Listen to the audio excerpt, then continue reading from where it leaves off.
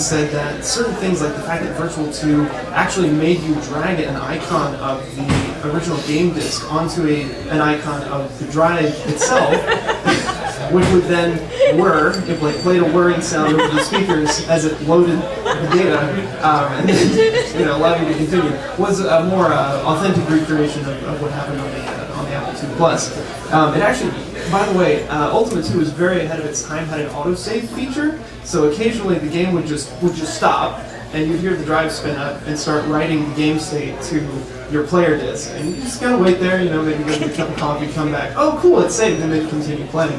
The Virtual 2 actually recreated this. But far and away, all of the students preferred playing the game on the original hardware. They describe things like the fact that playing it in an emulator was jarring.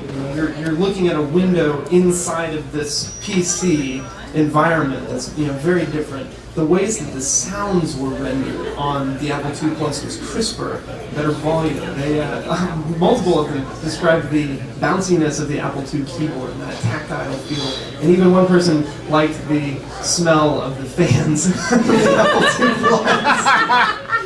I don't know. But the takeaway was that far and away, the original hardware was the best. Well, so what, right? I mean, we all kept consoles. I hope many of us had. When you think about going back and playing these games, often if you have the choice, get out the original stuff, play it. Go to Pinball's Arcade, right, and fire up, The Simpsons and actually play through that with some of the standards. But the thing is that sort of recreation of everything together, the more elements you can put together, ends up sort of making the whole thing into what I would consider a time machine in a really real way. So picture the Apple II Plus there with Ultima 2 and the drives next to them. That is the cultural context in which someone would have played the game back in 1982, 1983, 1984. The more senses, we know this, the more senses you involve in memory creation, the stronger it is. So the more that you can bring into that experience, not just sight and sound, but feel and smell, and hopefully not taste. Nobody's doing that, but twice as many senses, right? All of that ends up, for the people who were there, evoking the memory of being there more significantly, and for those who weren't there, like myself, gives me some semblance of an idea of what it was like to develop this game, perhaps, to play it for the first time, what that would have felt like. Now, unfortunately, most of these time machines are ending up like this.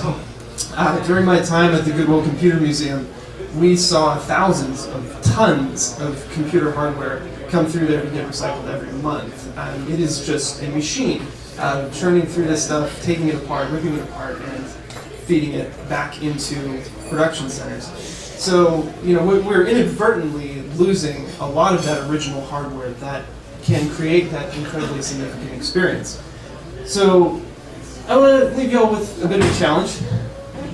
Think about the most significant gaming experiences that you've had.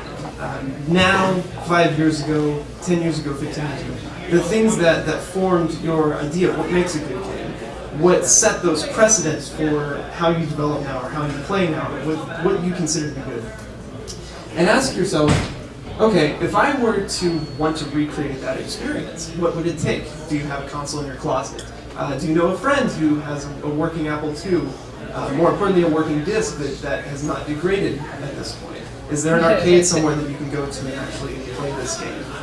And if not, what can you do today? What communities can you get involved in? Which people can you contact? Maybe if you have one of these consoles and you know all the little quirks about how to maintain it, there's a laundry list of things about the Apple II that can go wrong, little capacitors that should be replaced and stuff. All that stuff that's not in a manual somewhere, that somebody should know if they want to keep this running. Where are you putting that? Have you told that to somebody? Have you put that on a wiki somewhere? Have you gone to a forum? Because I guarantee you, having seen this from the inside, academia is just now starting to ask these questions. They are not going to be the ones that preserve the important experiences that life's preserving now. It's going to be all. It's going to be us that gets us there. So that, when we get to the future, 20, 40, 50 years from now, we all have flying cars and we don't need to start a multi-million-dollar gaming industry to make it into space, that somewhere you'll be able to get into one of those time machines and go back to moments like this that formed who you are today as a person, as a gamer, as a game developer. So that's all I got. Thank you.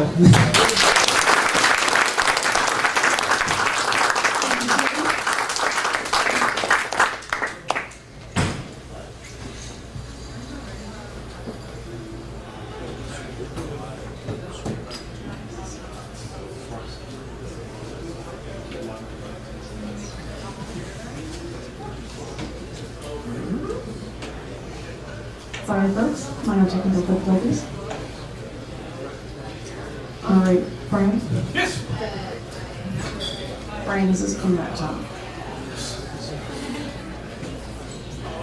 So Brian Lloyd is here to talk to us today about some of the efforts from the Skill Point Alliance. This is a nonprofit organization that focuses on STEM education and does a lot of work for digital media, trying to encourage students from all over Central Texas to come join our industry, to stay in school, to contribute to our economic future, so that, you know, in a few years when some of us retire, there'll be somebody else to take our place.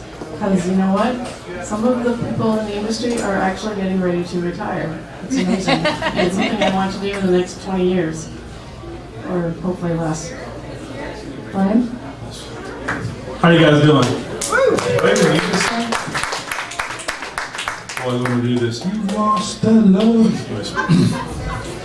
So, thank you guys for giving me your time. I wanted to start off very quickly with, of course, what we did just recently. So, Global Game Jam. How many people in here participated? Raise your hands, please.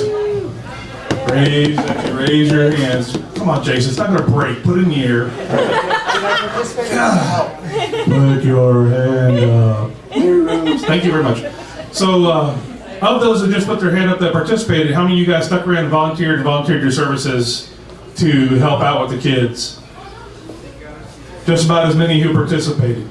I want to thank you guys very much for showing up and hanging out. How many people in here do not have any idea what the Global Game Jam is? Alrighty.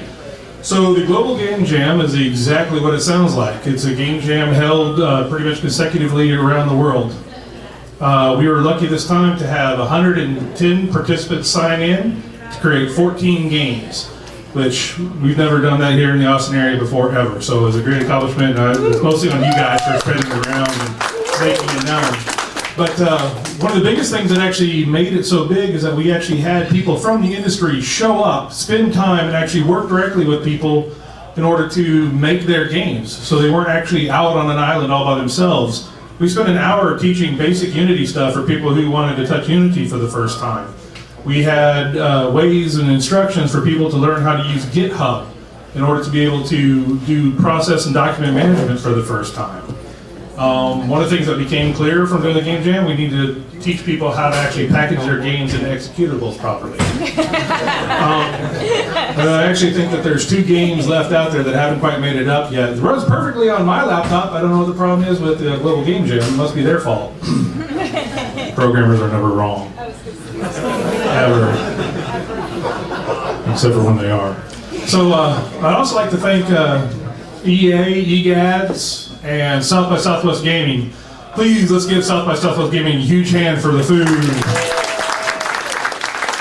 Starting it off the right way and having pizza, that's just the way you're supposed to be spending your game jams. So I have to pay the bills a little bit. I do have a day job. I work for the STEM Council. I'm the digital media coordinator at the STEM Council. We are at Skill Point Alliance downtown off 2nd Street, actually where the Game Jam was held this year.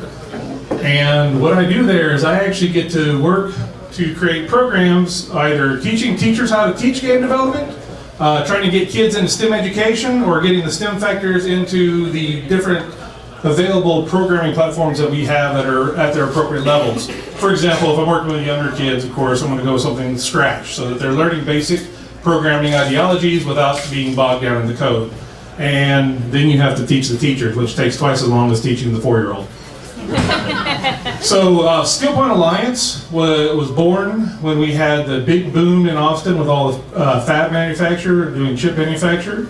They needed a way to be able to train people in weeks, not years. And so the university systems that we had couldn't accommodate that by their own charter. So we created a workforce initiative to be able to train the workforce and be able to have these fabs like AMD, MAN, and staff. So the STEM Council was born about the same time as attacking this issue from the other side. It was getting students more involved in try to get in English. Getting students more involved in science, technology, engineering, and math, in the hopes that, of course, that they're going to move on to secondary education and actually stay here in the Austin area and work, instead of going to that no-name state that's way out west that's about to become an island. So we do different stuff. First of all, we have Discover Engineering, which allows teachers and allows students to actually work directly with engineers and be